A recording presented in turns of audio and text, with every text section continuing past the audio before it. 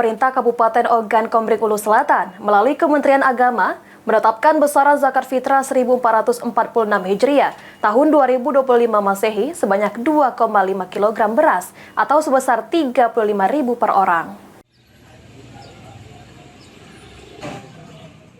Pemerintah Kabupaten Ogan Komering Ulu Selatan melalui Kementerian Agama menetapkan besaran zakat fitrah 1446 Hijriah tahun 2025 Masehi sebanyak 2,5 kg beras atau sebesar Rp35.000 per orang.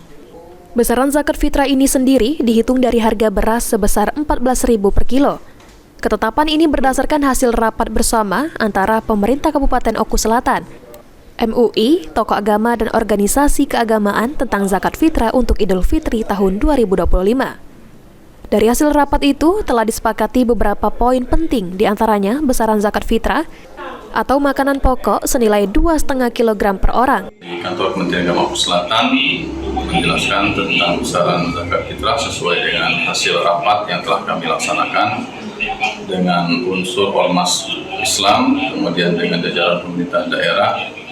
Dari rapat tersebut disepakati bahwa besaran zakat fitrah pada tahun 2025 ini sebesar Rp35.000 per jiwa.